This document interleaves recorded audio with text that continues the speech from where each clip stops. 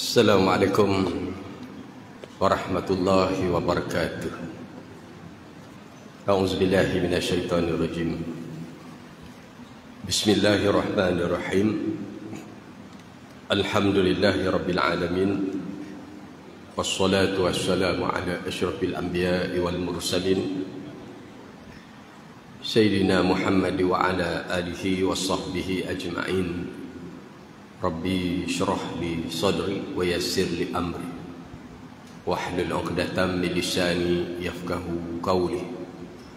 Subhanaka la ilma lana illa ma 'allamtana innaka antal alimul hakim.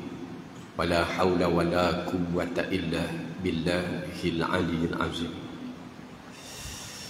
Alhamdulillah summa alhamdulillah. Marilah sama-sama kita merafak syukur kehadrat Allah Subhanahu wa taala. Pada pagi yang mulia ini kita masih diberikan Allah Subhanahu wa taala ruang dan peluang lagi. Insya-Allah dapat lagi terus kita menumpang hidup di atas muka bumi Allah Subhanahu wa taala. Dan alhamdulillah kita masih dikurniakan Allah dengan nikmat yang terbesar, nikmat iman, nikmat Islam, dan dikurniakan kepada kita hati untuk mencintai majlis-majlis ilmu, majlis kuliah, majlis tazkirah. Alhamdulillah kita dapat lagi meneruskan sesi kuliah kita pada pagi ini seperti mana biasa. Seperti mana saya sebutkan tadi, kata-kata Imam Al-Ghazali di dalam kitab Hidayatul Bidayah. Kata Imam Al-Ghazali, barang siapa yang nakkan kebahagiaan hidup di dunia dan barang siapa yang nakkan kebahagiaan hidup di akhirat, maka kata Imam Al-Ghazali kena ada pada dia 5 perkara. 5 perkara, 5 benda itu kena ada, kata Imam Al-Ghazali. Yang pertama, kata Imam Al-Ghazali, kena ada pada dia ilmu. Nombor 1, ilmu, kata Imam Al-Ghazali. Ilmu itu penting. Ibarat penyuluh, ibarat lampu suluh. Kita nak menuju ke mana-mana tempat, ibarat lampu suluh yang menerangi perjalanan kita. Maka sebegitulah pentingnya ilmu. Maka ilmu itu penting kita cari sangat. Yang kedua, kata Imam Al-Ghazali, setelah kita ada ilmu, maka kita kena ada amal. Dengan ilmu yang kita miliki itu kita beramal. Kerana orang yang hidup tidak ada ilmu ibarat orang yang buta, meraba-raba dalam kegelapan, tak tahu beza antara betul dengan salah, yang hak dengan yang batil. Yang kedua, mesti ada amal. Orang yang ada ilmu tetapi tidak beramal, kata Imam Al-Ghazali, maka macam pokok yang tidak berbuah. Kita sibuk buang daun di semata-mata, pokok tapi tidak berbuah. Dan yang ketiga, kata Imam Al-Ghazali, dah ada amal, dia kena ada ikhlas. Kerana amal yang dilakukan kalau tidak ada ikhlas, maka dia rugi, tersia-sia belaka, tak dapat pahala, tak dapat kebaikan pada akhirat. Kena ada ikhlas. Yang keempat, kata Imam Al-Ghazali, setelah kita ada ikhlas, maka kita kena ada perasaan takut. Takut kita ni, amal kita ni Allah Ta'ala tak terima. Takut kita ni dihumbankan Allah ke dalam neraka Allah Ta'ala. Takut kita tak dapat masuk syurga. Ada ikhlas tapi tidak ada takut dan berharap, mana dia terpedaya. Kena ada takut, dan akhir sekali yang kelima, dia kena ada perasaan berharap, harap sungguh-sungguh. Alhamdulillah dalam suasana cuti ni, biasanya cuti bacok makin ramai, tapi tempat kita ni bila cuti makin tak ada orang, makin tak ramai orang. Yang kuat-kuat imannya sahaja yang insya-Allah dapat hadir ni bersama, mengisi ruang masa kita untuk duduk dalam majlis ilmu. Saya suka ungkap balik kata-kata Nabi dalam sepotong daripada hadis qudsinya. Banyak kata-kata yang cukup menarik. Di antaranya kata dalam hadis qudsi itu, wahai sekian umat manusia, sejauh mana kamu cenderung kepada dunia dan sejauh mana kamu cenderung kepada mencintai aku, kata Allah, maka sebegitu darjatmu di sisi aku, kata Allah. Nombor satu. Ingat, itu saya sebutkan yang pertama.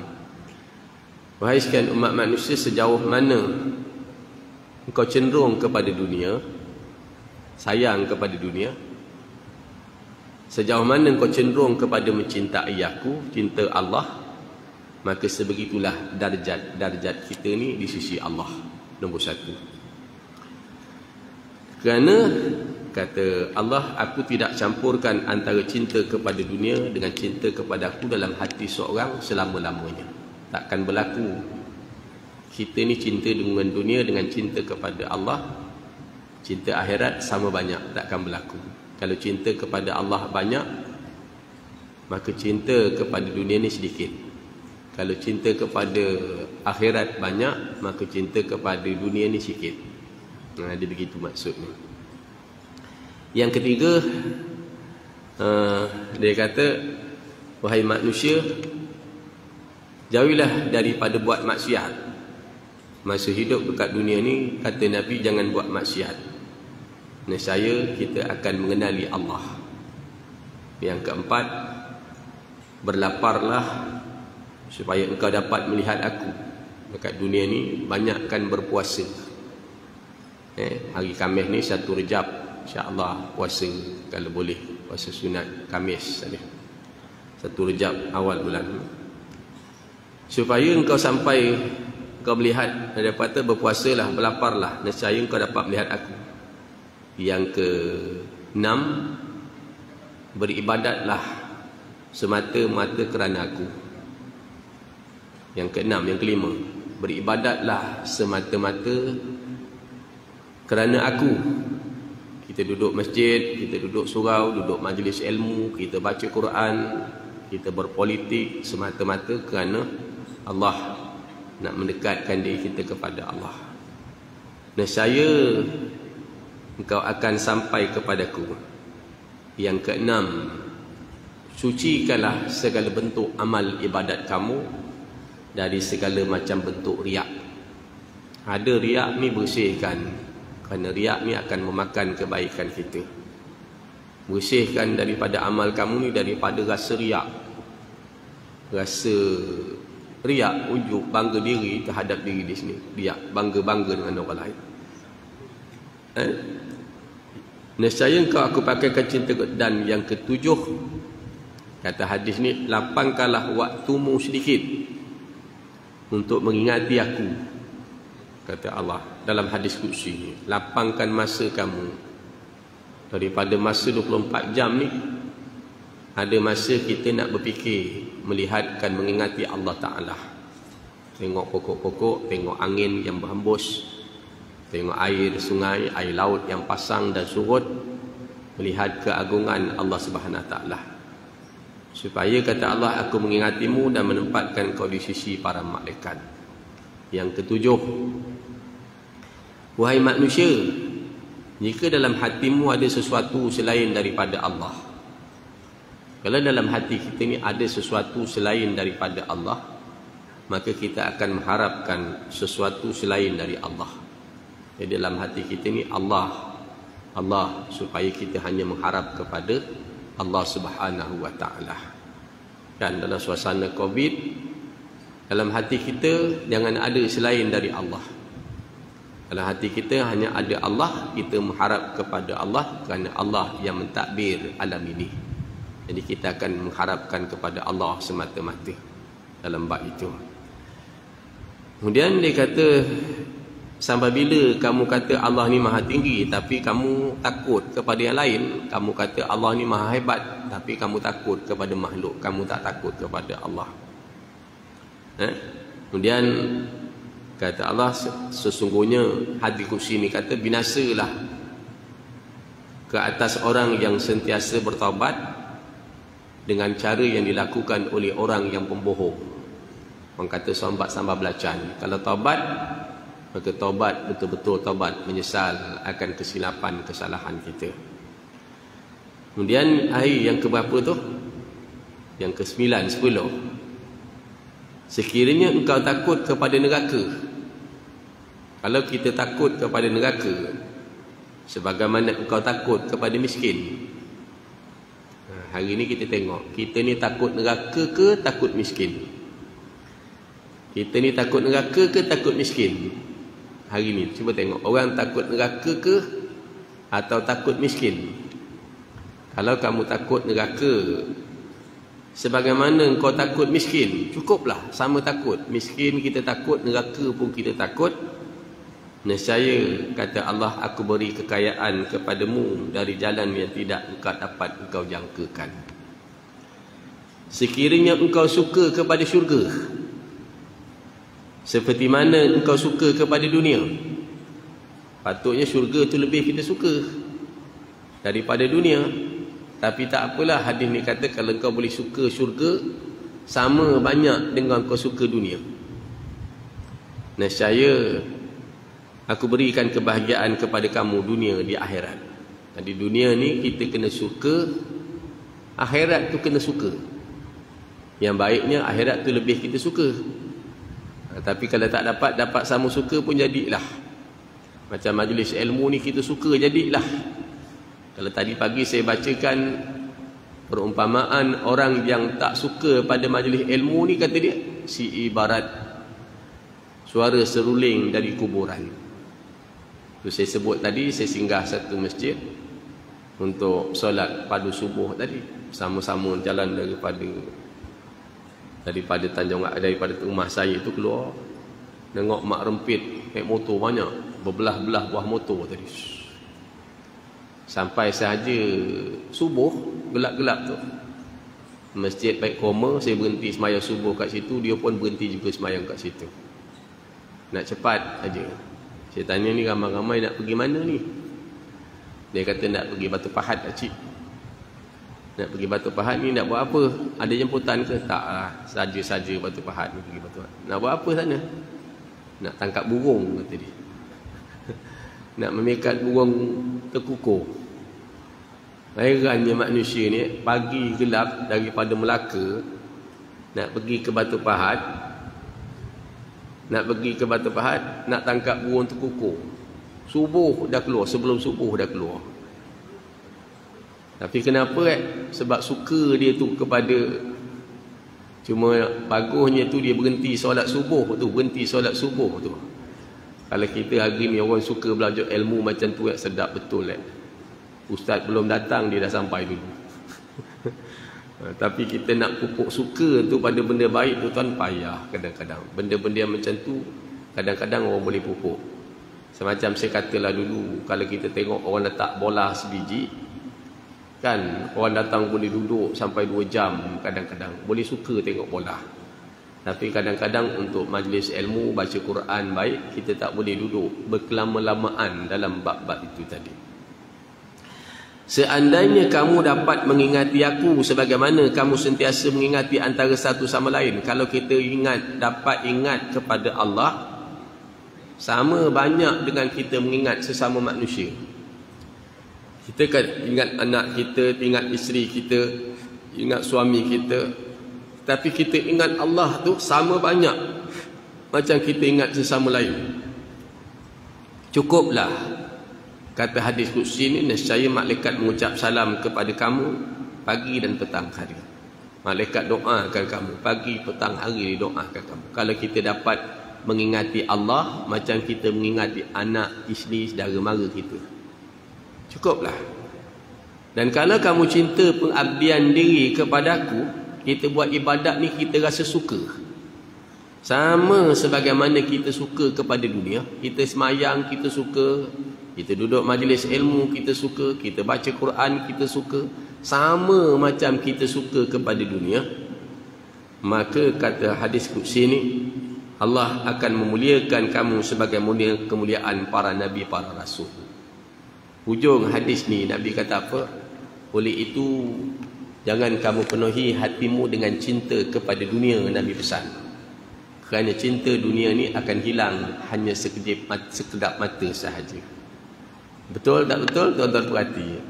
Jangan kamu penuhi hatimu, kata Nabi, dengan cinta dunia, kerana cinta dunia ni akan hilang hanya sekejap mata sahaja. Kita mati aja, maka segala nikmat dunia ni berpindah arah, berpindah alih kepada yang lain pula. Itu kehebatan ajaran Nabi sallallahu alaihi wasallam itu sendiri, tuan-tuan. Insya-Allah pada pagi ini kita menyambung kembali daripada pengajian kita kitab Mutiara Al-Quran daripada terbitan Jabatan Agama Islam Negeri Johor. Kita sampai kepada ayat ke-60 daripada surah Al-Baqarah. Masih lagi anugerah ke atas Bani Israel. A'udzubillahi minasyaitonir rajim.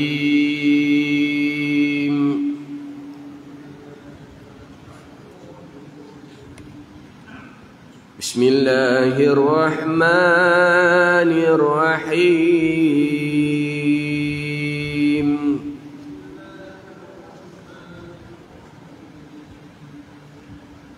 Wa iz istasqa Musa liqaumihi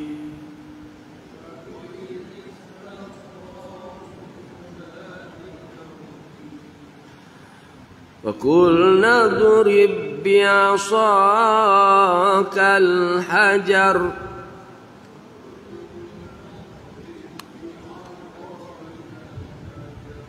فَانْفَجَرَتْ مِنْهُ 12 عَيْنًا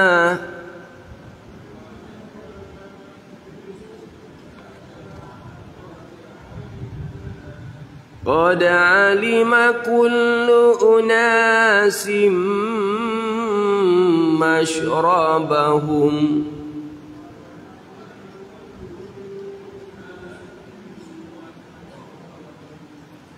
كلوا واشربوا من رزق الله ولا تعثوا في الأرض مفسدين.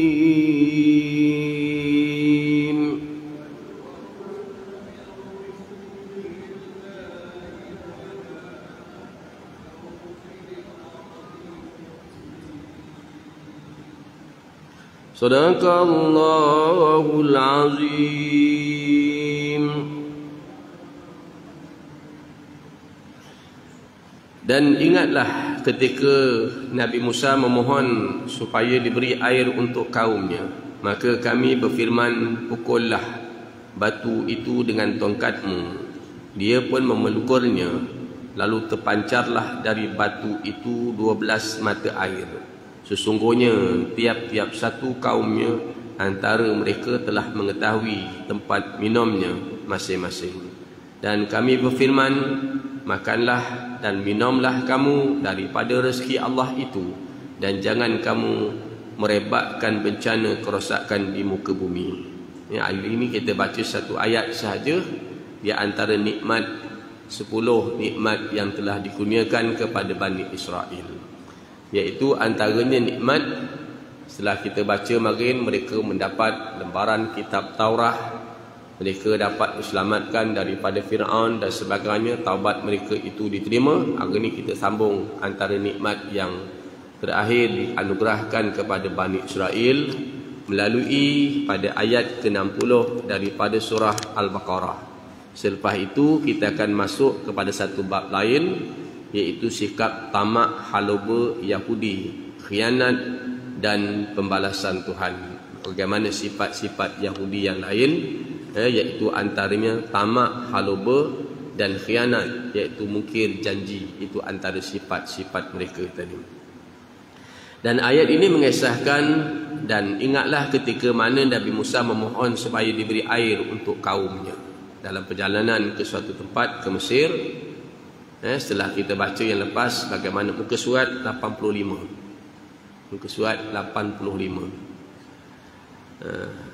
Sebab penurunan ayat ini, kisah masyhur ini berlaku di kalangan orang-orang Yahudi ketika mereka singgah di satu tempat bernama di Yadam sebelum sampai ke semenanjung Sinai, iaitu Mesir.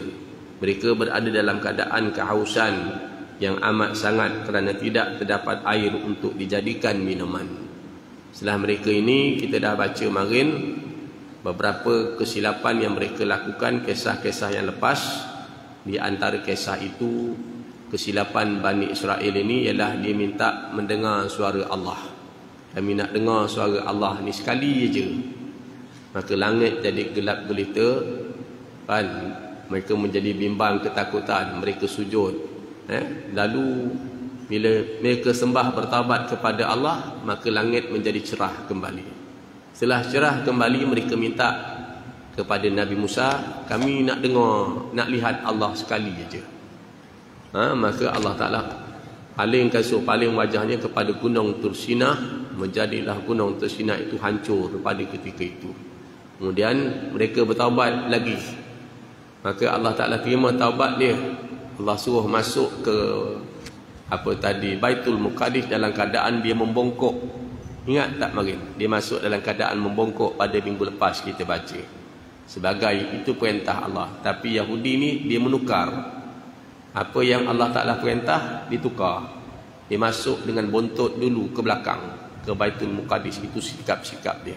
Kali ini setelah mereka selamat, dalam perjalanan mereka tidak ada air nak minum. Kata kalau pernah biasa pergi ke negara-negara Arab, bagaimana keadaan nak minum air ni, tak ada air. Itu yang saya sebut kepada tuan-tuan.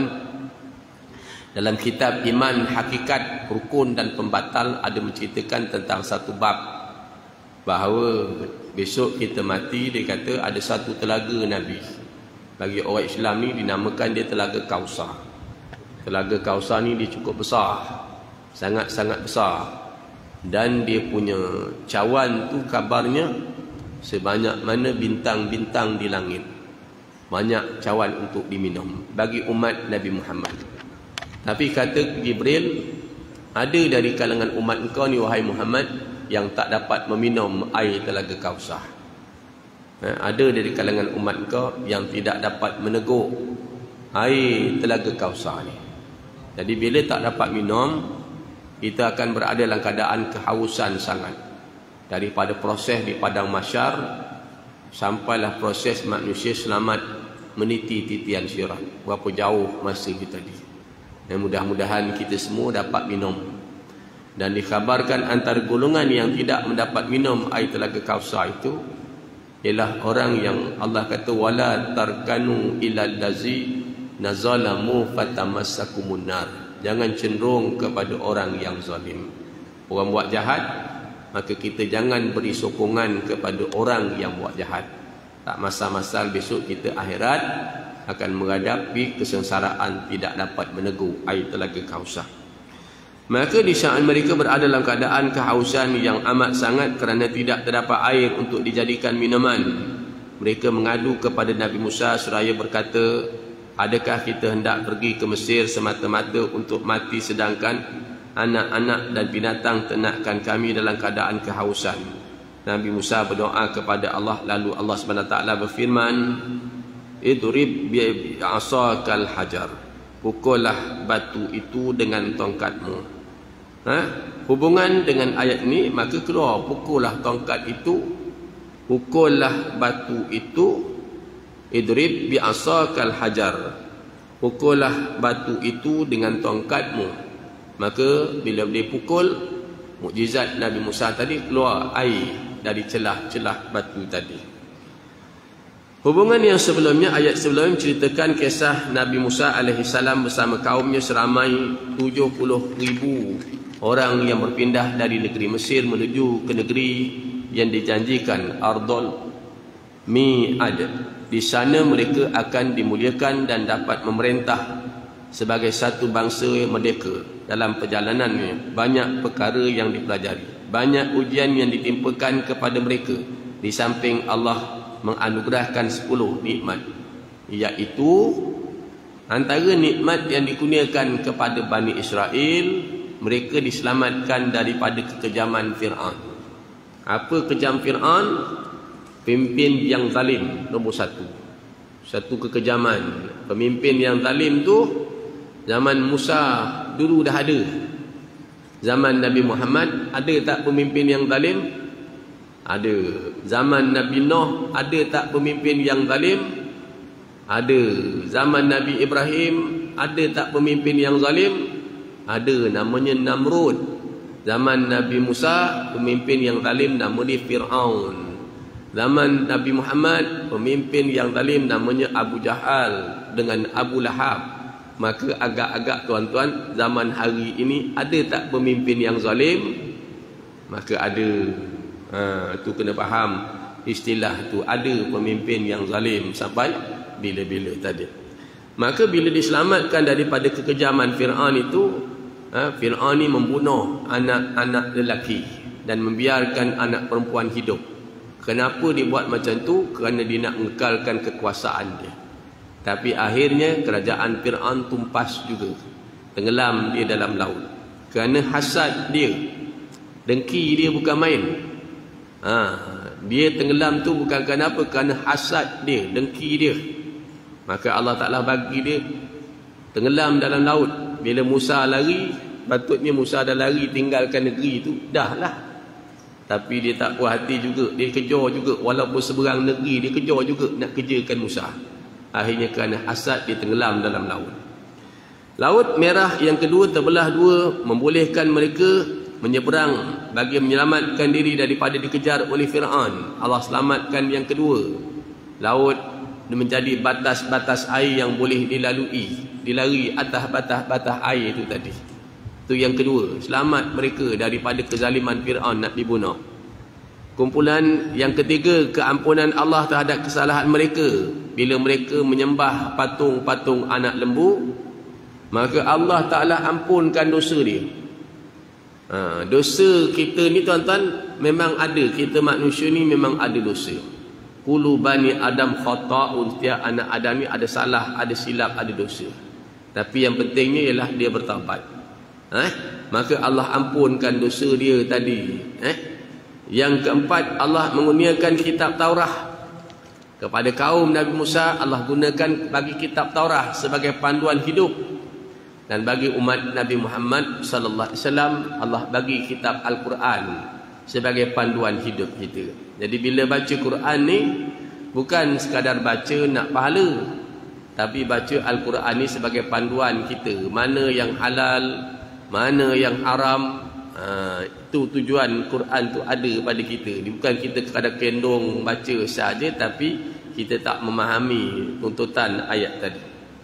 Yang kelima, mereka dihidupkan semula setelah mati akibat disambar peti. Yang kita cerita, setelah mana mereka itu buat salah, maka mereka disambar peti, mati, gelempangan, maka dihidupkan kembali. Yang keenam, Allah memayungi mereka dengan awan. Yang ketujuh, Allah memberikan mereka man, iaitu sejenis minuman manisan sebagai makanan. Yang ke-8, Allah memberi mereka salwa, iaitu sejenis burung, untuk menjadi makanan bagi mereka. Yang ke-9, Allah mengampunkan mereka setelah tinggal di padang pasir di negeri Atiyah selama 40 tahun. Yang ke-10, Allah mengurniakan air setelah mereka kehausan akibat cuaca yang teramat panas di Atiyah tadi.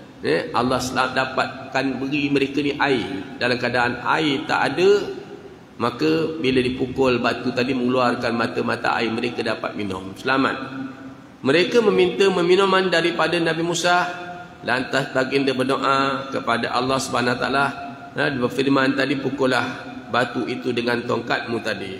Uraian dan tafsiran. Allah mengingatkan kaum Bani Israel ketika mereka menderita kehausan di padang pasir Atiyah yang tidak berair. Lalu mereka mengadu kepada Nabi Musa agar memberikan kepada mereka minuman. Namun Nabi Musa berdoa menadah tangan supaya Allah mengurniakan air itu kepada mereka. Allah memperkenankan doa nabinya dengan memerintahkan Nabi Musa memukul batu dengan tongkatnya. Apabila Nabi Musa memukul batu itu, terpancarlah 12 mata air untuk digunakan dengan oleh 12 asbab, iaitu suku yang keturunan Nabi Ismail, Bani Israel yang berasal daripada anak Nabi Yaqub. Penggunaan air ini adalah bahagian ke-10 daripada nikmat Allah SWT bagikan kepada Bani Israel. Dibagi air. Dalam suasana hari ini kita tengok Saya suka tengok tuan-tuan bawa tuan-tuan ni berfikir. Tengok dalam suasana hari ni yang kita nampak rumput-rumput dah banyak mati kering. Rumput-rumput dah banyak mati kering. Hujan tak turun. Semalam saya duduk di Batu Pahat, saya baca daripada surah Al-Ankabut yang menceritakan tentang air ni, hilangkan air dan sebagainya. Bila air ni Allah Ta'ala hilangkan, Tuhan mana lagi yang boleh datangkan? Allah Ta'ala tanya, siapa yang menyimpan air? Kamukah yang menyimpan atau aku yang menyimpan? Dan kita lihat pula bagaimana tuan-tuan rumput tu mati. Bayangkan Allah Ta'ala menurunkan air untuk seluruh tumbuh-tumbuhan di bumi ni. Kita yang ada kebun sawit 10 hektar, agak-agak tak penat kena curah air. Saya pergi lihat mak mentua saya tanam pokok durian. Wah, atas bukit. Atas bukit tu nak naik tu dia tanam sekitar ada 180 batang pokok durian. Bila tak hujan ni tuan-tuan tengok nak bawa air satu berdi juga kat pokok durian tu. Saya ngeleng kepala, subhanallah. Baiknya Allah Subhanahu wa taala ni turunkan air hujan. Orang yang ada kebun sawit 40 hektar, bayangkan bagaimana Allah menjeruskan air pada tumbuh-tumbuhan itu, pokok-pokok itu. Tapi sayang manusia ini tidak mahu merenung dan memikirkan kekuasaan Allah. Fabi ayyi ala'i rabbikuma tukaziban. Sekarang ni dah panas balik tuan-tuan, panas begitu kering keadaan dia. Itu keadaan kita kena pandang dan kena perhati. Dia yang mentadbir alam ini.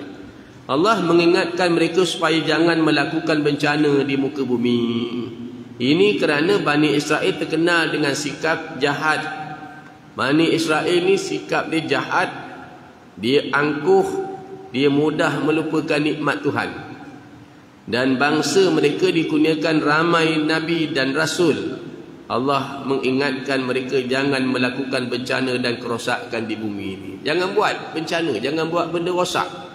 Bencana yang kamu buat, benda yang kamu buat ini mengundang murka Allah, mengundang bala-bala Allah Subhanahu wa taala. Ni dunia ni kalau kita tengok dan kita perhatikan, begitulah keadaan dia. Kita tengok. Hukuman ayat ini mempunyai kaitan dengan solat istisqa, meminta hujan.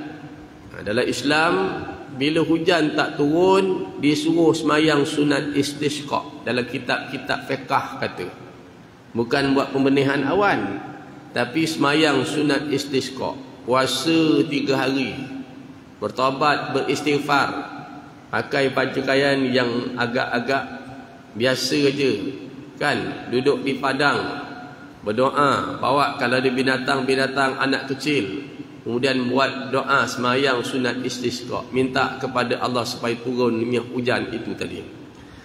Maka dia kata meminta hujan, Rasulullah bersabda, dan daripada Abdullah bin Zaid al-Madani katanya Rasulullah SAW telah keluar ke tempat semayang untuk melakukan solat minta hujan.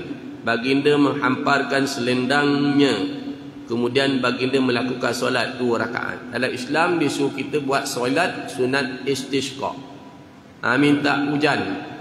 Lepas satu, lepas satu kita tengok. Hari itu Covid, belum Covid begini Covid, datang pula banjir. Banjir kita tengah sibuk banjir ni, pula ni kemarau pula.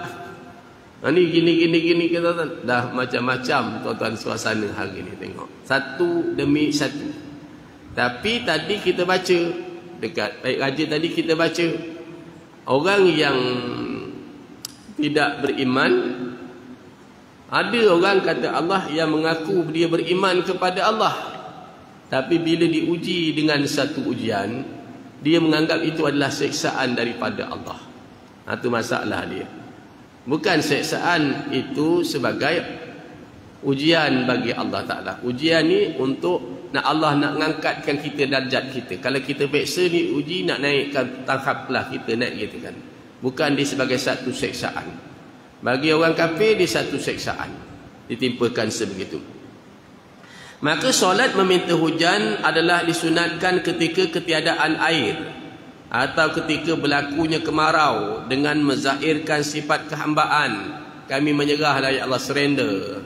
Mohon kepadamu ya Allah turunkan hujan. Dan kehambaan, kelemahan, kehinaan serta taubat nasuhah. Solat ini hendaklah dilakukan di tanah lapang, sebaik-baiknya di tanah lapang. Kita dah puasa 3 hari, kita beristighfar, duduk ramai-ramai di tanah lapang, maka kita bertaubat, beristighfar, lepas tu kita solat sunat istisqa. Agak-agak kalau hari ni buat agak-agak, orang kata apa agak-agak? Tentang lepas habis kita semayang ni, duduk majlis ilmu, saya pun kata jom kita pergi dekat padang sana, kita semayang. Semayang apa ustaz? Semayang sunat istisqa. Agak-agak orang kata apa? Agak-agak. Agak-agak orang kata apa tuan-tuan? Orang kata ini ajaran sesat mana ni baru ni, semayang dekat padang ni nak nunjuk-nunjuk. Sedangkan Islam ajar suruh begitu. Nampak tuan? Sebab benda ni kita tak pernah buat. Ini ni kita tak pernah buat, tapi benda ni diajarkan begitu.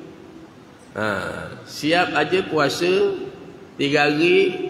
Dah siap puasa, kalau tak puasa, tak puasalah istighfar. Duduk di tengah padang tadi, mayang sunat istisqa. Mayang apa ni? Minta hujan. Sebab biasanya kita buat di masjid kan. Kita biasa buat masjid. Banyak biasa kita buat dekat masjid aja. Sekali-sekali kalau kita buat dekat luar tu agak-agak, orang kata apa agak-agak? Orang akan cakap, wah, ini nak nunjuk-nunjuk kata dia. Mayang tak masalah, sebenarnya ada hikmah dia. Macam tuan-tuan, bila kita tayamum ni tuan-tuan, kadang-kadang kita disuruh gunakan debu tanah. Kenapa gunakan debu tanah? Bila manusia ni guna debu tanah ni, tujuan dia supaya bila manusia sapu muka dia dengan tanah tadi, dia akan ingat balik asal usul kejadian dia. Maka dia tak sombong. Itu tujuan dia, antara dia. Kan, dia tu daripada tanah saja, nanti dia akan dimakan oleh tanah aja. Itu tujuan dia supaya dia tak sombong.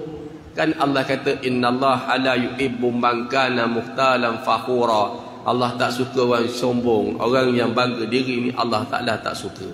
Ikutkan kaedah ni tadi tuan-tuan, begitu. Di tanah lapang dan diikuti dengan khutbah. Ini dilakukan oleh Rasulullah dengan keluar ke tanah lapang dengan keadaan tawaduk, merendah diri. Kan? Agak-agak ni ada tak kita buat kat sini? Hari ni tak ada lagi. Pasal kita takut orang kata kita begini-begini. Sebenarnya itulah ajaran yang Islam ajar pada kita, tuan. Sebab bumi ni dia suci. Sujud, fa'akim wajhaka lid-dini hanifah fitratallah illati fataran nas 'alaihi.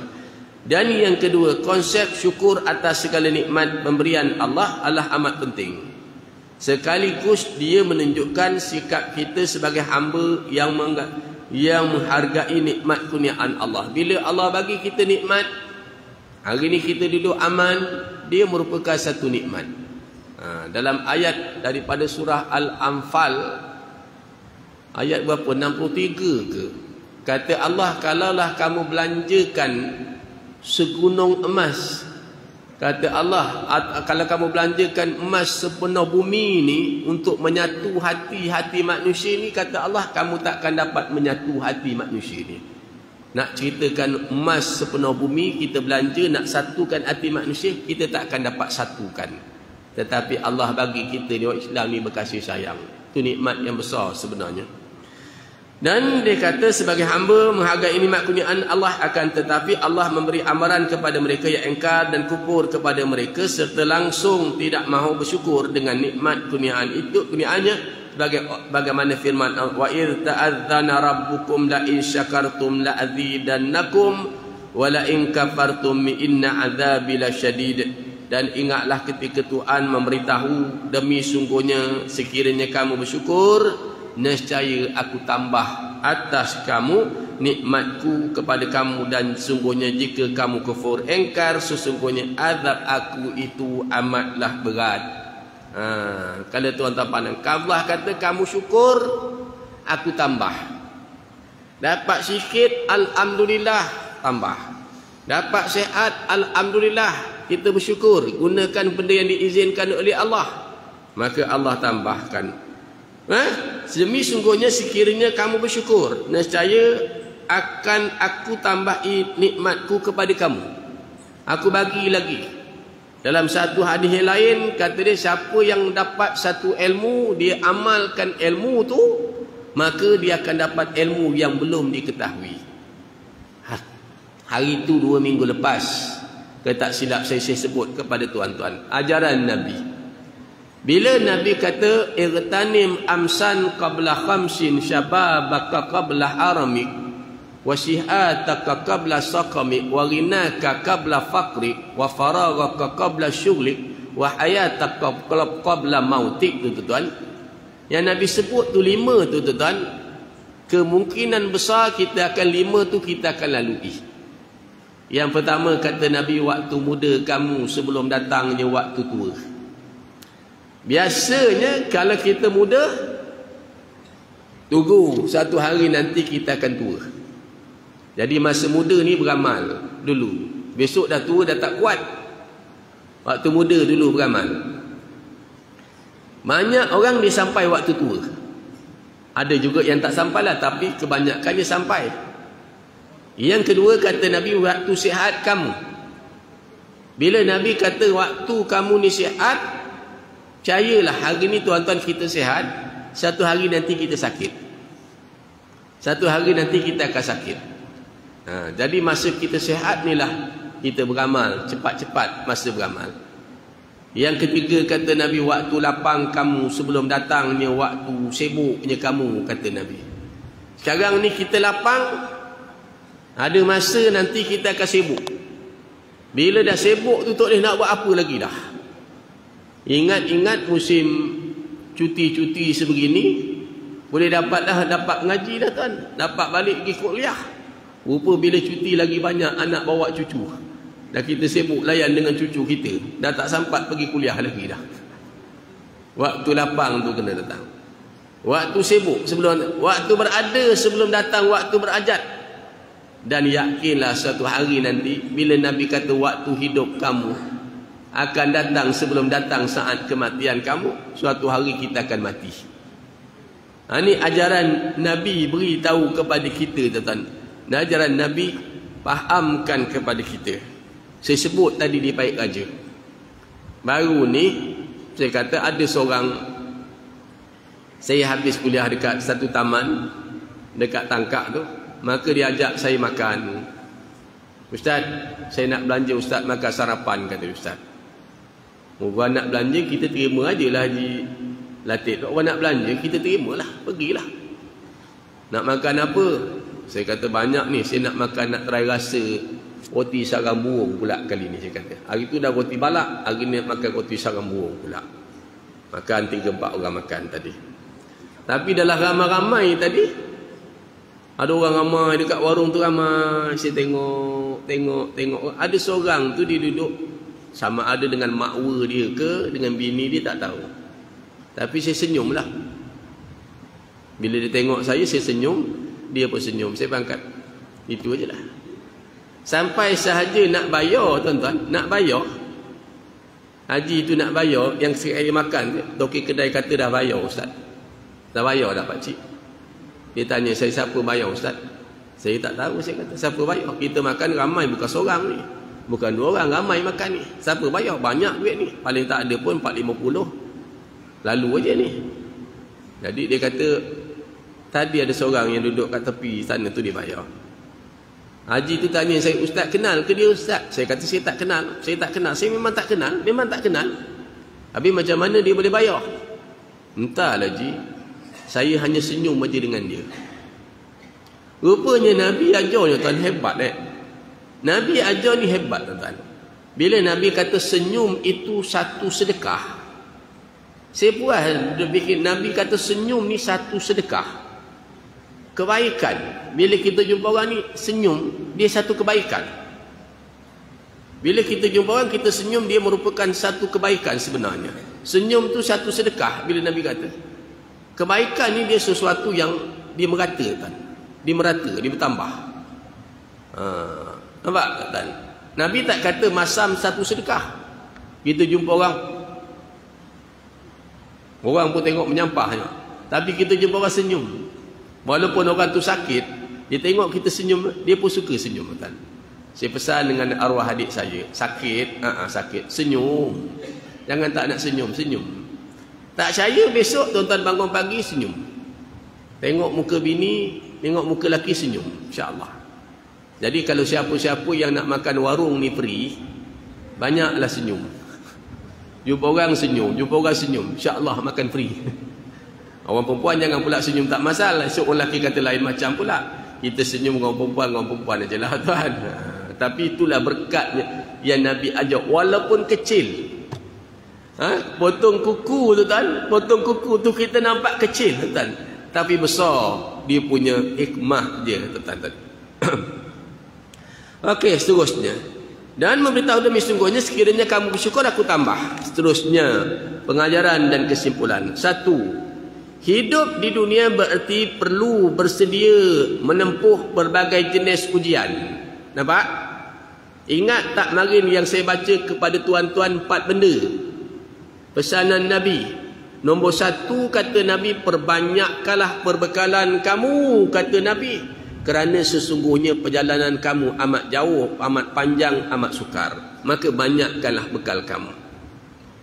Yang kedua kata Nabi, wahai sekalian umat manusia, perhebatlah pergantungan kamu, tawakal kamu kepada Allah.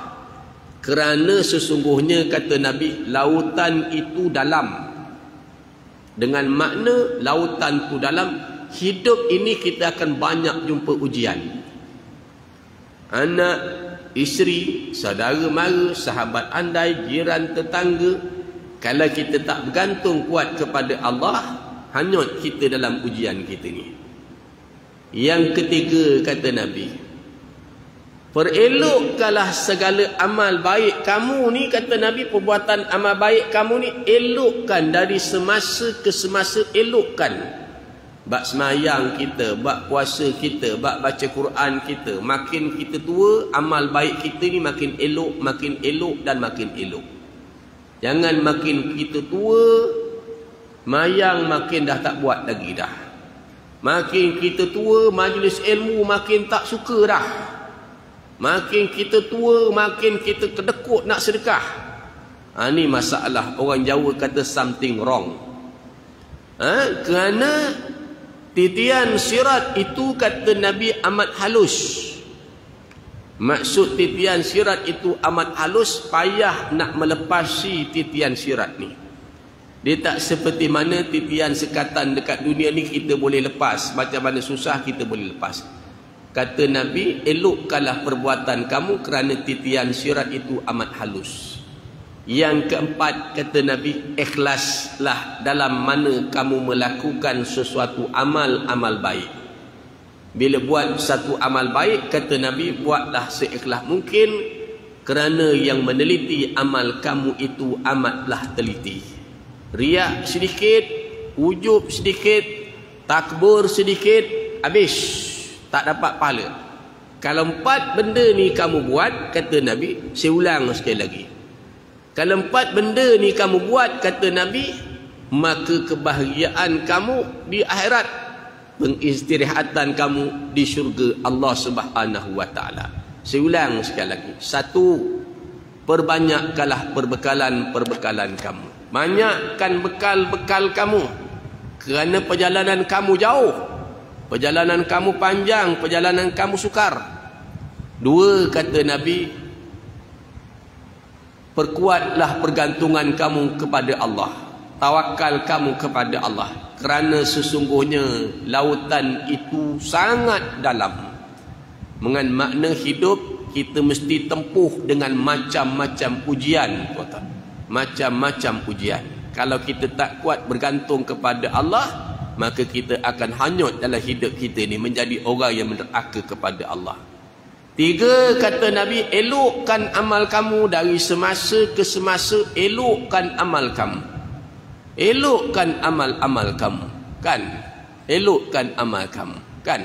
Sebab bila hari tu saya berkuliah di satu tempat, belum masuk lagi kuliah, pesanan orang tu beritahu apa?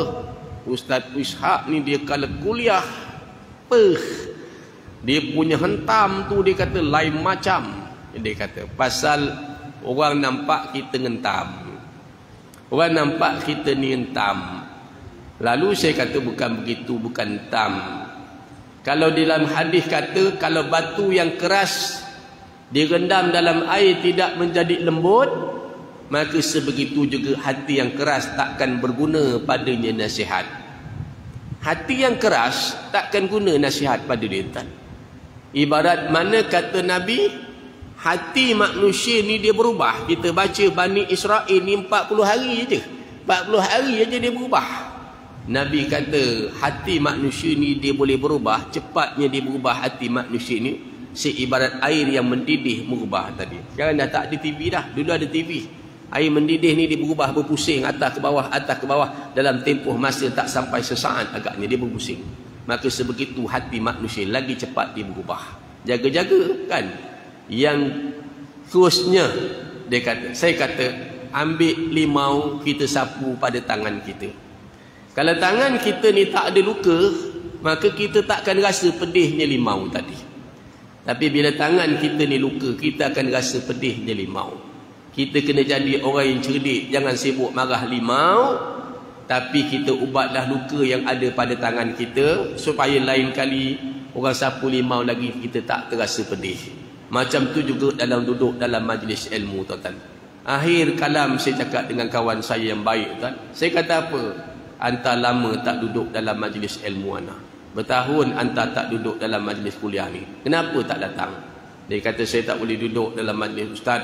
Kerana ustaz datang ni, kuliah ni hentam saya kata. Bila masalah aku hentam kau ni, saya kata. Akhirnya saya cakap dengan dia, kalau saya bawa kereta saya, hantar bengkel untuk perbaiki. Kalau hantar masuk bengkel tidak dibaiki, nak buat apa saya hantar?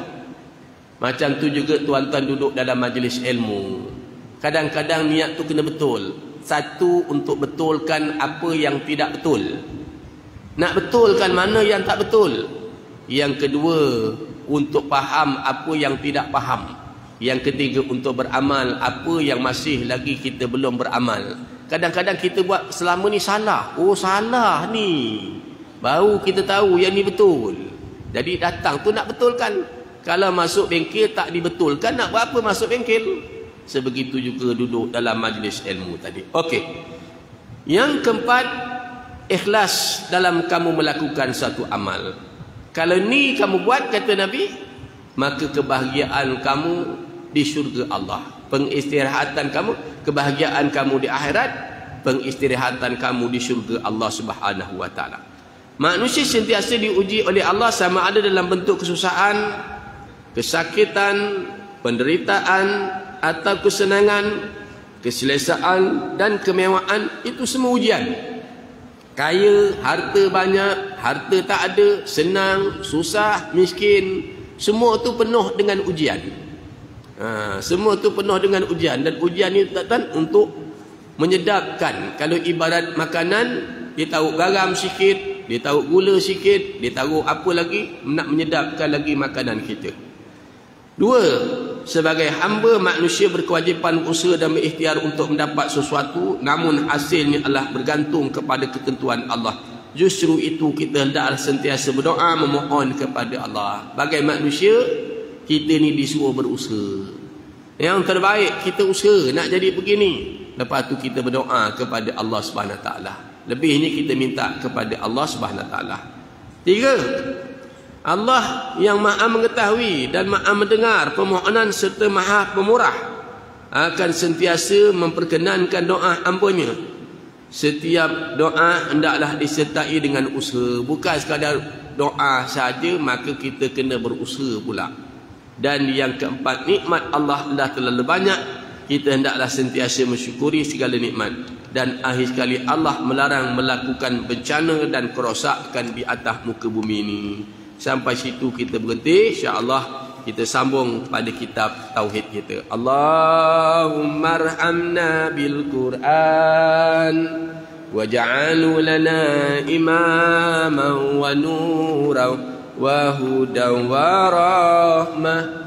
Allahumma zakirna minhu ma nasina وعلمنا منه ما جهلنا وارزقنا تلاوته آناء الليل وأطراف النهار واجعله لنا حجة يا رب العالمين. وصلى الله على سيدنا محمد وعلى آله وصحبه وسلم. Alhamdulillahi rabbil alamin. InsyaAllah kita menyambung balik kepada kitab pengajian kita pada kitab jilid yang kedua daripada tajuk beriman kepada Allah Subhanahu wa taala pada muka surat yang ketiga.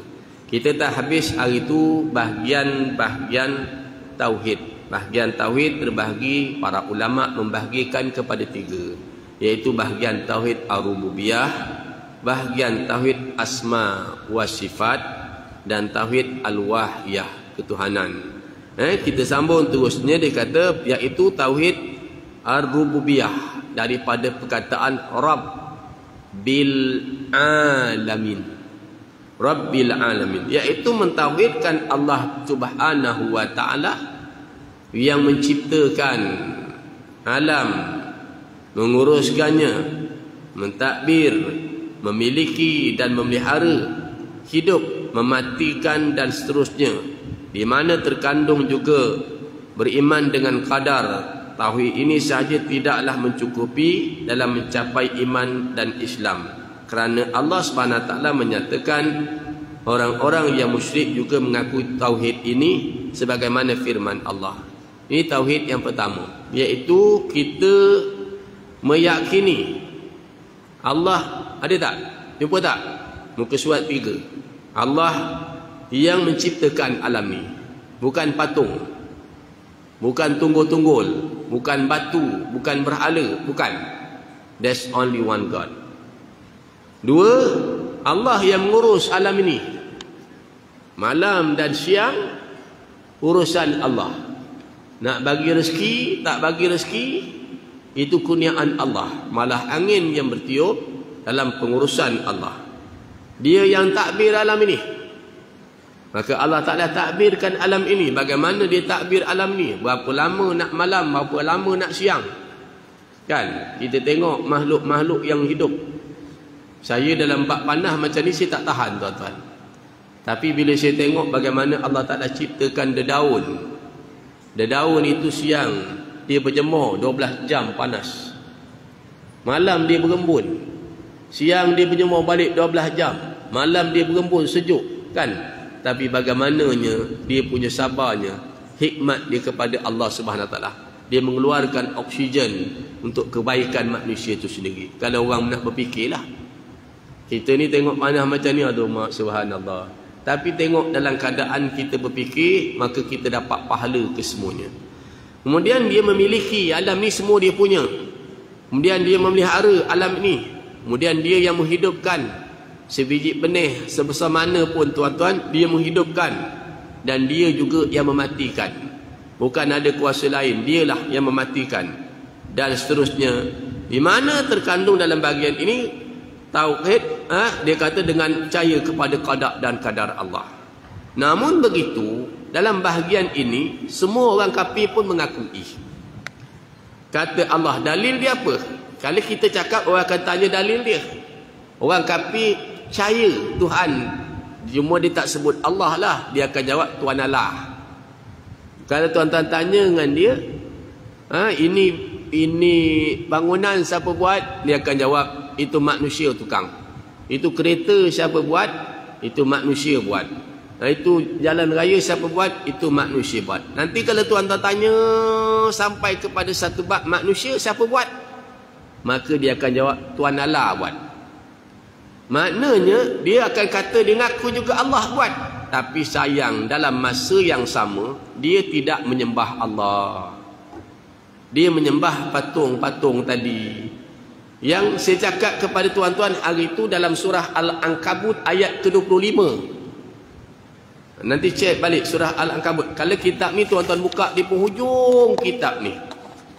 Di penghujung kitab ini, kalau nak mudah, pada penghujung kitab ni kisah Nabi Ibrahim alaihi salam, yang mana dia katakan dijadikan patung-patung itu Patung-patung tu dijadikan supaya mengukuhkan persaudaraan mereka di antara mereka. Maknanya bila patung itu orang buat, dia buat satu patung, orang akan sembah, orang ni akan sembah, orang ni akan sembah, orang ni akan sembah. Bila kita ketuk patung tu, agak-agak yang sembah tu marah tak? Agak-agak yang ramai-ramai itu marah tak? Akan marah. Tapi kata Allah, besok pada hari akhirat, patung ni besok kata Allah akan berlepas diri. Patung ni akan berlepas diri. Aku tak pernah suruh pun kamu, wahai manusia, sembah aku. Pada muka surat 197, tuan-tuan. Pada kitab yang sama ni, pada muka surat 100. Wa qala innamattakhadhtum min dunillahi awthanan mawaddatan bainakum fil hayatid dunya thumma yawmal qiyamati yakfuru ba'dukum bi ba'd wa yal'anu ba'dukum ba'dan wa ma'wakumun nar wa ma lakum min nasirin. Dan berkatalah Ibrahim, sesungguhnya berhala-berhala yang kamu sembah selain dari Allah adalah untuk menciptakan perasaan kasih sayang antara kamu dalam kehidupan di dunia ini, dan pada hari kiamat sebahagian kamu akan mengingkari sebahagian yang lain. Nanti kiamat kamu ni akan ingkar, patung akan ingkar, kamu akan ingkar, dan sebahagian kamu melaknati sebahagian yang lain. Siapa yang menyembah patung, patung akan mengingkari. Siapa yang mengikut pemimpin yang zalim, pemimpin yang zalim akan dia kata melaknati sebahagian lain, dan tempat kembali kamu adalah neraka, dan sekali-kali kamu tidak ada bagi kamu penolong. Jumpa kan? Itu ayat-ayat Quran. Semua dalil tu dalil Al-Quran saya bacakan kepada tuan. Kali ini kita cerita pula, Qul man yarzuqukum minas samai wal ardi amman yamliku sam'a wal absara wa man yukhrijul hayya minal mayt wa yukhrijul mayta minal hayy wa man yudabbirul amr fasayaquluna Allah faqul afala tattaqun. Surah Yunus ayat 31.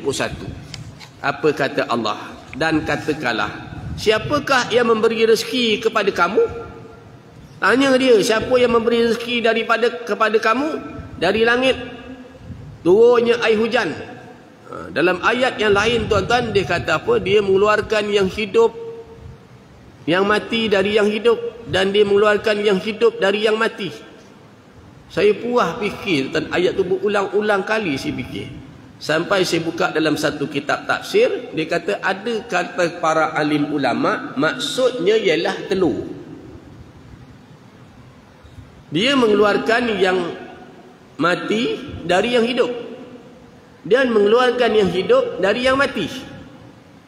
Saya puas fikir, apa benda bila nak ngajar, nak apa benda dia, apa benda. Sampai saya buka lagi satu kitab tafsir, saya jumpa jawapan dia. Dia kata kebanyakan ulama mengatakan ialah ayam. Dia bukan maksudnya ayam tu, tapi macam tu contoh dia. Ayam ni kalau tuan-tuan perhati, dia duduk bertelur, nanti keluar satu benda yang mati. Kan dia keluar telur tu, telur benda mati dah kan. Benda tu tak boleh berjalan, Nanti ayam itu sudah dah telur tadi, dia duduk ngeram, daripada yang mati tu keluar pula yang hidup, anak ayam pula. Fabi ayyi ala'i rabbikuma tukazziban. Ini kekuasaan Allah. Bagi kaum yang nak berfikir, dia akan nampak subhanallah, hebatnya Allah Subhanahu wa ta'ala ni kalau kita nak fikir. Tapi kalau kita tak nak fikir, kita akan tak nampak kekuasaan Allah. Dari langit dan bumi, atau siapakah yang memiliki penciptaan pendengaran? Siapa yang bagi penciptakan kita ni boleh mendengar? Kita ni boleh melihat? Siapa yang mengeluarkan yang hidup, mengeluarkan yang hidup dari yang mati, dan mengeluarkan yang mati dari yang hidup? Siapakah yang mengatur segala urusan? Maka mereka akan jawab Allah. Orang kafir ni akan jawab Allah. Mereka kata. Maka katakan, mengapa kamu tidak bertakwa kepadanya? Tapi kenapa kamu tak sembah dia? Kita tanya, macam saya cakap kepada tuan-tuan hari itulah, bila patung-patung itu kena banjir, patung-patung tu kena banjir. Kenapa patung-patung itu kalau dia Tuhan, dah barang tentu dia selamatkan diri dia daripada banjir. Dia boleh elak banjir itu datang, dia lari mungkin naik tingkat atas. Kalau patung itu Tuhan, sudah barang tentulah dia boleh basuh kaki dia sendiri kena lumpuh. Tapi betapa jahilnya manusia itu kadang-kadang dengan perbuatan dia jadi begitu lebih jahil lagi teruk daripada patung tadi. Ini yang kita pelik. Hari itu saya ditangkap, isteri saya tanya, kenapa banyak patung-patung tu, banyak patung-patung ke atas tu? Kenapa patung-patung yang lembu tak ada kata dia. Nalah dia kata, kau tengok patung-patung ni, cuma kau tengok. Cuba pandangkan patung-patung yang mereka buat ni. Sengaja mereka buat patung itu garang-garang. Dengan misai terangkat, dengan pegang tombak, supaya orang rasa takut. Hakikatnya patung itu tak boleh buat apa-apa pun. Ada hakikat sebenarnya. Dia tak boleh elak diri dia daripada nyamuk seliku pun dia tak boleh elak. Ini kalau kita perhati dan kita berfikir, tuan-tuan, keagungan Tuhan tadi. Dan firman Allah lagi, wala in sa'alta umman khalaqa la yaqulunna Allah fa anna yufakun. Dan mereka, jika kamu bertanya kepada mereka, kamu tanya kepada mereka, siapakah yang menciptakan mereka? Nescaya mereka akan jawab Allah. Tanya orang kafir, siapa yang buat langit? Siapa yang buat bumi, bulan, bintang, matahari? Maka mereka jawab Allah. Maka bagaimana mereka dapat dipalingkan? Tapi kenapa mereka tidak mahu menyembah kepada Allah? Kenapa mereka tak nak sembah kepada Allah? Ini nunjuk kepada kita, tuan-tuan, Islam ni satu agama yang cukup hebat. Orang kata, ustaz, mana pula Allah, ustaz? Kita tak nampak. Sekarang bukan masa kita nak tengok Allah. Sekarang masa kita percaya adanya Allah Ta'ala.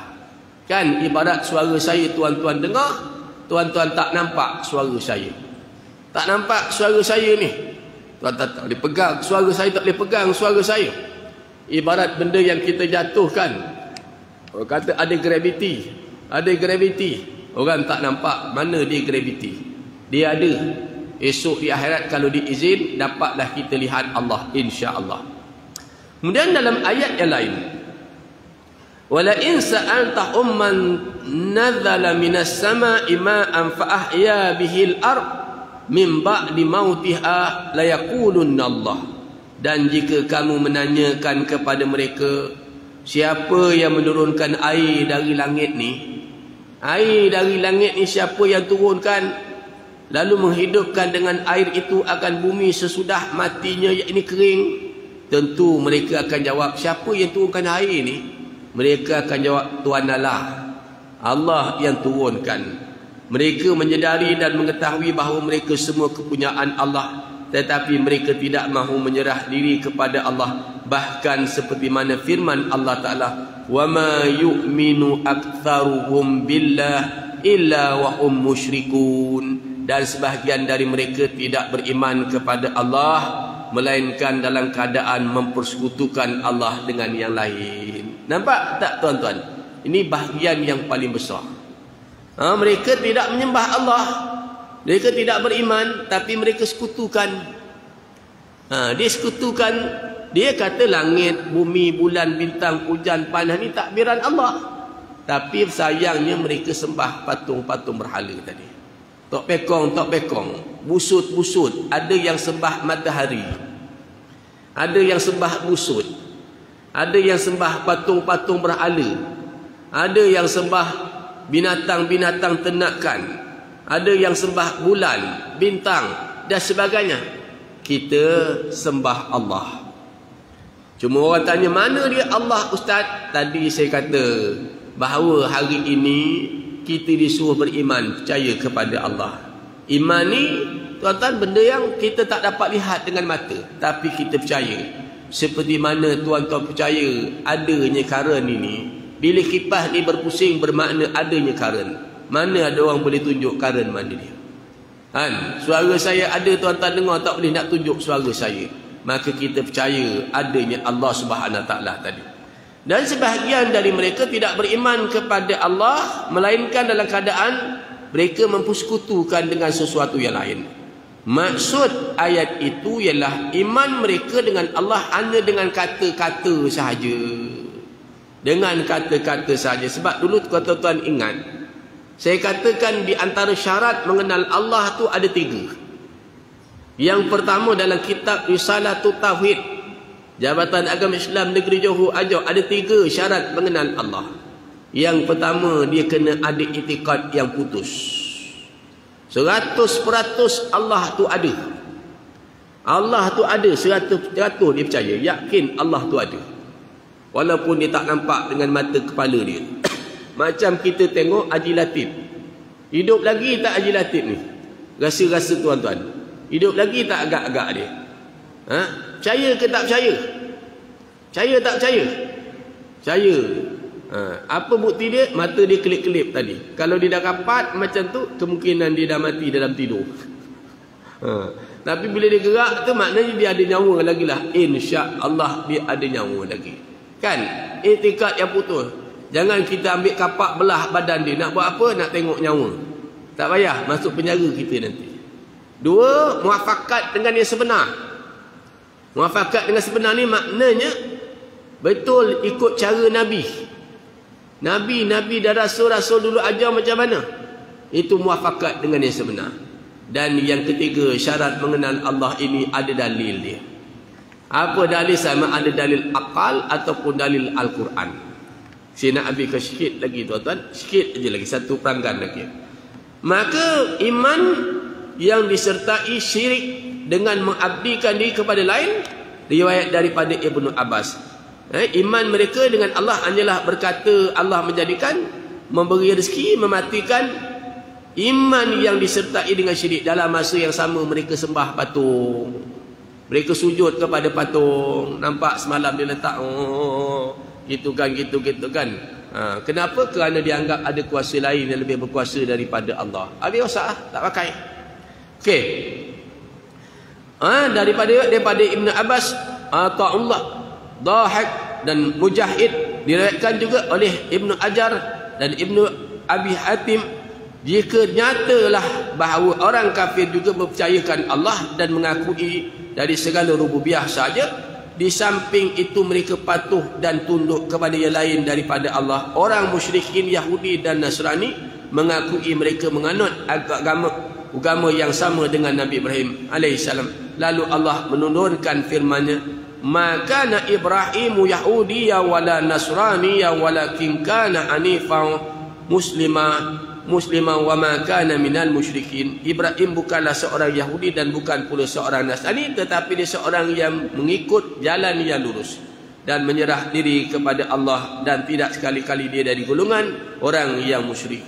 Bahkan di kalangan mereka terdapat orang yang beriman dengan kebangkitan selepas mati. Dia percaya akan adanya bangkit lepas mati besok, adanya hisab, dan ada juga yang beriman dengan qadar dan takdir. Qadar dan qadar dia percaya, seperti yang disebut oleh penyair di zaman jahiliyah. Berkata Zahir bin Abi Salmi, seorang penyair di zaman jahiliyah, lalu diletakkan pada kitab suratan amal, seterusnya disimpan untuk yaumul hisab, yakni hari kiamat, ataupun diciptakan lalu dibalas di dunia ini. Nampak tak? Dia yakin adanya maknanya besok adanya hari kiamat. Dia percaya. Tapi dalam masa yang sama dia sekutukan Allah. Sebab tu saya tengok kadang-kadang cerita Cina ni kan, cerita Cina yang panjang tu, yang janggut dia panjang, kadang-kadang diceritakan pasal syurga dengan neraka. Aku tengok juga pelik juga, macam mana dia boleh cerita syurga dengan neraka? Rupanya ada dari kalangan mereka ni yang percaya juga adanya syurga, adanya neraka, ada yang percaya. Tapi walau bagaimanapun, yang disembah tadi mereka tak sembah kepada Allah. Itu kita kena faham molek-molek betul-betul dalam bab itu tuan-tuan. Jadi kita habiskan sikit lagi kan. Lalu ditangkap ke dia. Berkata pula, dia kata, anjirah penyair zaman jahiliah juga. Wahai Abal, di manakah tempat melarikan diri dari mati? Nampak? Nampak? Dia tanya soalan sama. Di mana? Fa'aina tasku. Kamu nak pergi mana lagi? Dia kata, jika Tuanku yang menguasai langit telah menentukan qada'nya. Mereka percaya adanya qada'. Adanya qada' dan qadar Allah, adanya kematian, adanya catatan amal, mereka percaya. Tapi dalam satu sudut yang lain, mereka menyembah patung-patung pula tadi. Mereka tahu ada syurga, mereka percaya ada neraka. Ada dari kalangan mereka percaya bila dah mati habis, masuk tanah habis. Tapi ada dari kalangan mereka yang yakin bila dah mati besok ada pembalasan dekat akhirat. Tapi dalam masa yang sama, dia mempersekutukan Allah dengan sesuatu. Dia menyembah patung, menyembah tunggul, busut dan sebagainya. Dan banyak lagi syair seperti itu. Kalaulah begitu sekali ucapan mereka sehingga syair-syair itu digantung di dinding Kaabah yang diberi nama Al-Alaqat, maka wajiblah bagi orang-orang yang berakal mengkaji dari segi hukum Islam mengapa mereka ditentang dan diperangi sehebat-hebatnya. Sebab ialah kerana makrifat mereka tentang Allah hanyalah sekadar rububiyah sahaja. Mereka kata Allah ni Tuhan, mereka tahu, tapi bila mereka menyembah kepada patung-patung. Itu cerita dia nak fahamkan tuan-tuan. Tidaklah sampai kepada peringkat al-wahyah itu membawa kepada pelaksanaan tauhid tadi, al-ibadah, dan menjadi makna la ilaha illallah. Dia hanya kata Allah tu Tuhan. Bila kita tanya dia bagaimana, siapa Tuhan, dia jawab Tuhan Allah. Siapa jadikan langit bumi, Tuhan Allah. Siapa turunkan hujan, Tuhan Allah. Dia tahu tentang syurga neraka, siapa jadikan syurga, Tuhan Allah. Dia tahu. Tapi sayangnya mereka tidak sembah Allah, mereka sembah patung berhala. Faham? Tu cerita dia. Wallahu alam, kita berhenti sampai situ. Insya-Allah kita menyambung balik nanti tauhid asma wa sifat pula, iaitu mengenal Allah melalui nama-nama Allah dan sifat-sifatnya. Pada hari itu insya-Allah panjang usia kita bertemu pada lain masa, lain ketika. Saya rasa tak ada kemusykilan, semua faham insya-Allah. Bismillahirrahmanirrahim. Alhamdulillahirabbil alamin. Wassalatu wassalamu ala asyrafil anbiya'i wal mursalin Sayyidina Muhammad wa ala alihi wassahbihi ajma'in. Allahumma nawwir qulubana binuri hidayatika wa futuhatika kama nawartar arda binuri syamsika abadan abada birahmatika ya arhamar rahimin. Allahumma aghnina bil ilmi wa zainna bil ilmi wa akrimna bit taqwa wa jamilna bil afiyah ya rabbana zidna ilma warzuqna fahma wa anta khairaz zikin. Rabbana atina fid dunya hasanah wa fil akhirati hasanatan wa qina azaban nar. Wassallallahu ala Muhammad wa ala alihi washabbihi wasallam. Alhamdulillahirabbil alamin. Taqabbalallahu minkum.